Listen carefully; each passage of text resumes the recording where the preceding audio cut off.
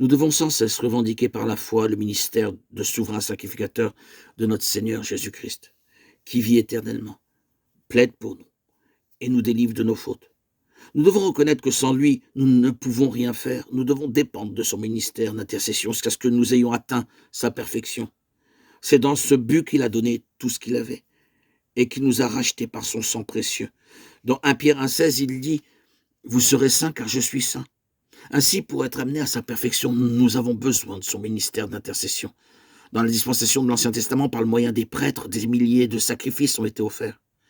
Mais personne, par son service ou son ministère, n'a pu accéder à la perfection.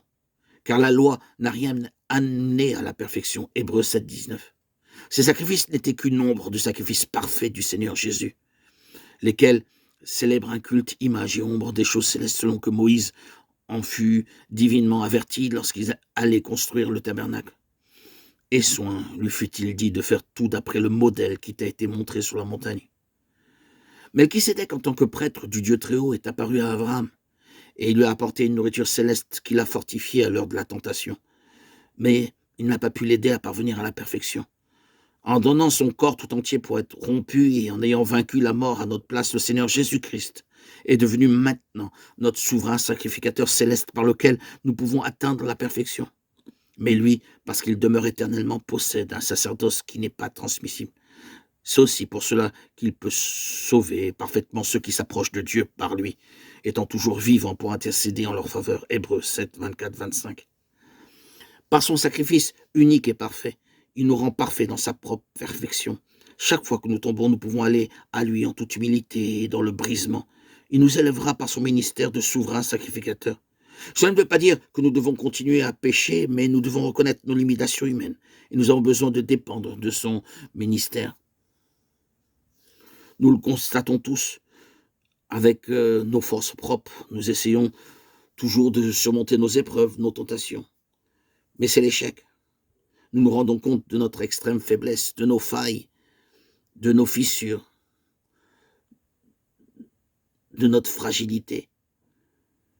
Frères et sœurs en Christ, pour triompher, être capable d'obtenir la victoire, de surmonter toutes nos épreuves, toutes nos tentations, il faut que nous nous approprions le ministère d'intercession du Seigneur Jésus-Christ en notre faveur. Il est notre souverain sacrificateur éternel et immuable. Car le sacerdoce étant changé nécessairement aussi, il y a un changement de loi. Hébreux 7, 12. Ça veut dire que, connaissant nos faiblesses, nos épreuves et nos faillites, le Seigneur, Jésus-Christ, notre souverain sacrificateur, intercède constamment en notre faveur. Mais à moins de saisir par la foi son ministère, celui-ci n'a aucune valeur pour nous. Par exemple, par le seul fait de dire que le Seigneur Jésus-Christ est mort sur la croix, nous ne recevons pas le salut. Mais quand, par la foi, nous disons d'une manière personnelle, c'est aussi pour moi qu'il est mort sur la croix. Il a pris ma place, il a porté mon châtiment, mon jugement. Alors, son sacrifice devient efficace dans nos vies. De la même façon, nous devons croire qu'il est notre souverain sacrificateur éternel et immuable, qui vit à tout jamais pour intercéder en notre faveur. Si nous approprions par la foi sa mort, son ensevelissement et sa résurrection comme notre mort, notre ensevelissement et notre résurrection, et aussi son ministère de souverain sacrificateur, alors nous serons secourus. Au moment même où nous sommes souillés, nous pouvons l'invoquer et par la foi revendiquer son ministère d'intercession.